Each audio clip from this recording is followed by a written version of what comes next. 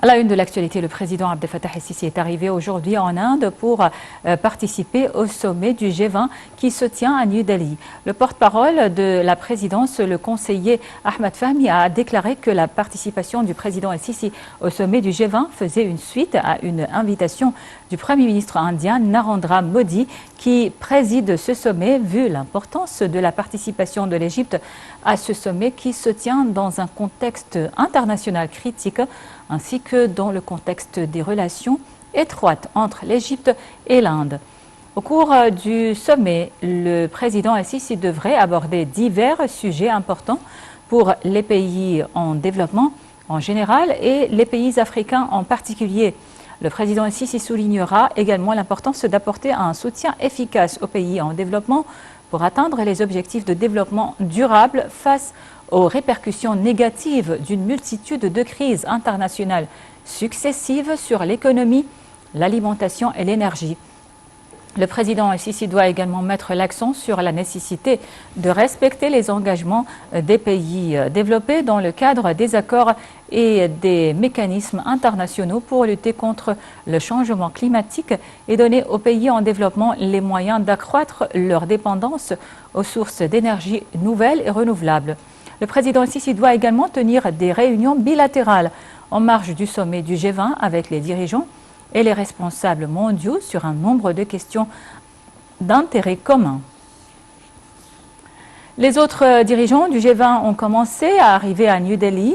Leur hôte, le Premier ministre Narendra Modi, espère faire valoir l'influence diplomatique croissante de l'Inde et faciliter le dialogue sur l'Ukraine ou le réchauffement climatique en l'absence de Xi Jinping et de Vladimir Poutine. Hier, Modi avait réitéré son souhait d'élargir le bloc en G21 avec l'inclusion de l'Union africaine en tant que membre permanent. Tout de suite, les détails.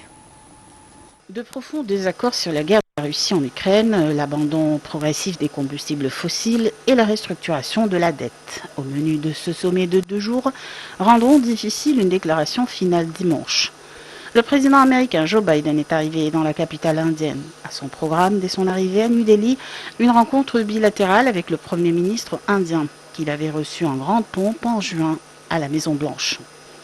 Les États-Unis resserrent leurs liens avec l'Inde pour tenir tête à la Chine.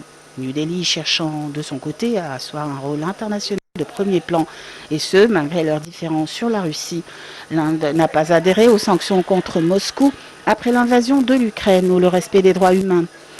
À New Delhi, Joe Biden occupera le devant de la scène au sommet du G20, en l'absence de ses homologues chinois, Xi Jinping, et russe, Vladimir Poutine. Le ministre russe des Affaires étrangères Sergei Lavrov, qui dirige la délégation russe, est arrivé à New Delhi en milieu d'après-midi. Le Premier ministre Li Qiang, à la tête de la délégation chinoise, est attendu plus tard dans la soirée. Le déplacement du président américain intervient à un moment clé dans le jeu des alliances sur fond de guerre en Ukraine, tandis que la Chine accroît son influence et conteste de plus en plus la superpuissance américaine. Le G20 apparaît divisé sur l'invasion de l'Ukraine par la Russie, de nombreux pays en développement étant plus préoccupés par les prix des céréales que par les condamnations diplomatiques de l'attitude de Moscou. À cet égard, Charles Michel, président du Conseil européen, a déclaré à la presse à New Delhi qu'il était franchement scandaleux que la Russie, après avoir mis fin à l'initiative céréalière de la mer Noire, bloque et attaque les ports maritimes ukrainiens. Les relations égypto-indiennes constituent un modèle important de gestion des relations internationales et diplomatiques basé sur l'exploitation d'une politique étrangère sage, vitale et effective. Cela se reflète à travers des partenariats économiques variés visant le renforcement du développement de l'Égypte à travers l'attraction des investissements étrangers et l'ouverture de nouveaux horizons face aux produits et articles égyptiens sur le marché étranger. Tout de suite le point. La première visite du Premier ministre indien Narendra Modi en Égypte, il y a 2 mois, avait reflété la particularité des relations égypto-indiennes et du partenariat stratégique entre les 2 pays, se basant sur des assises solides qui remontent à des décennies. Au niveau économique, les relations entre l'Égypte et l'Inde ont connu un grand essor pendant les dernières années. Le volume des échanges commerciaux entre les 2 pays a atteint 7,25 milliards de dollars. Les investissements indiens en Égypte dépassent 3 milliards de dollars dans 52 projets qui garantissent 35 000 opportunités d'emploi. L'Inde est la 5e plus grande économie mondiale. Elle a réussi à réaliser un grand essor économique, en particulier dans le secteur de la technologie, de la connaissance et de la programmation. Il est donc possible de profiter de la technologie indienne dans l'industrie technologique en Égypte. L'Inde est également un grand marché pour les produits égyptiens.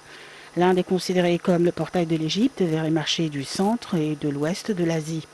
L'Inde soutient par ailleurs l'adhésion de l'Égypte au groupe des BRICS. En plus, elle a invité l'Égypte en tant que partenaire principal en dehors du groupe des G20 à son sommet qui se tient en Inde. L'économie indienne est une économie émergente, prometteuse, qui réalise des taux de croissance élevés malgré les défis et les crises mondiales.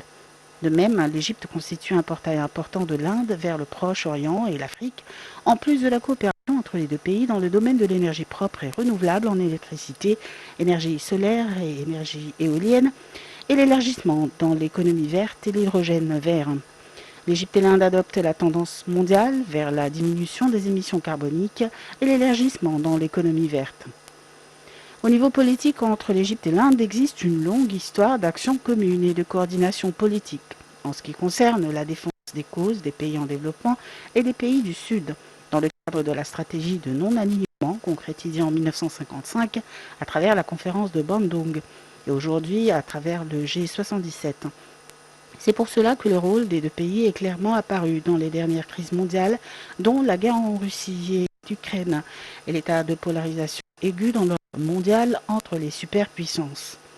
Dans ce contexte, l'Égypte et l'Inde ont adopté une politique d'impartialité positive, refusant l'alignement à un côté ou à un autre, et ont opté pour les solutions diplomatiques, tout en restant dans le cadre du respect des règles de la loi internationale et de la souveraineté des États.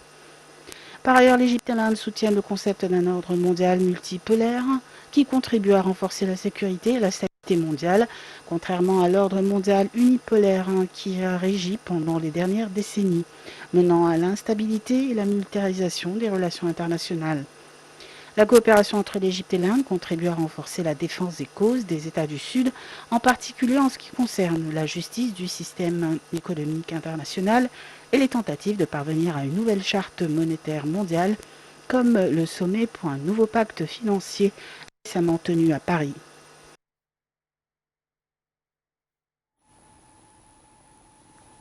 La conférence mondiale sur la population, la santé et le développement 2023 a clôturé ses travaux à la nouvelle capitale administrative. 8000 personnes venues d'Égypte et du monde entier ont assisté à cette conférence. Mardi, le président Abdel Fattah al-Sisi avait assisté à la séance inaugurale de la conférence. Il avait lancé la stratégie nationale de la population et du développement 2023-2030.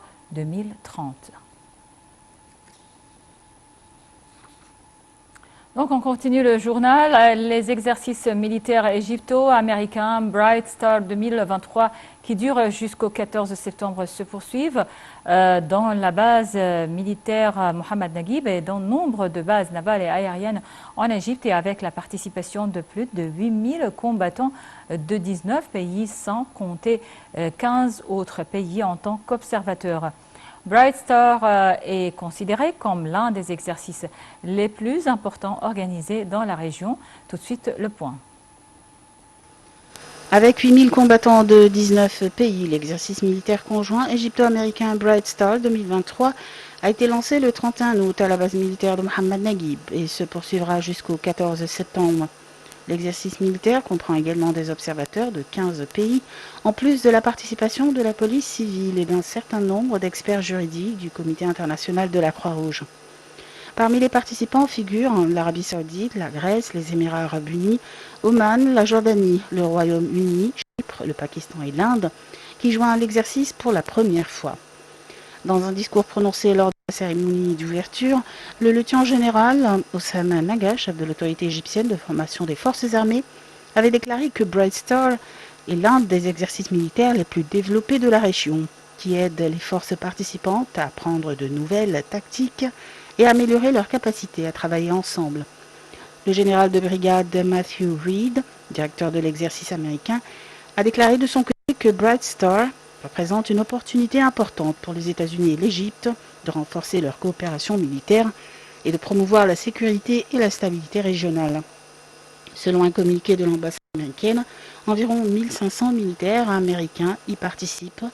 L'édition de cette année se concentre sur la sécurité et la coopération régionale, tout en promouvant l'interopérabilité dans les scénarios de guerre conventionnels et irrégulières. Les manœuvres Bright Star sont considérées comme le plus grand exercice militaire dans la région du Moyen-Orient. Certains pays participent avec des forces militaires comme les États-Unis, la Grande-Bretagne et la France, tandis que d'autres pays participent en tant qu'observateurs. Bright Star profite à tous les participants en leur permettant d'échanger leur expertise en matière d'exercice et d'armement, ainsi que de se familiariser avec les dernières technologies et armes militaires dans le monde.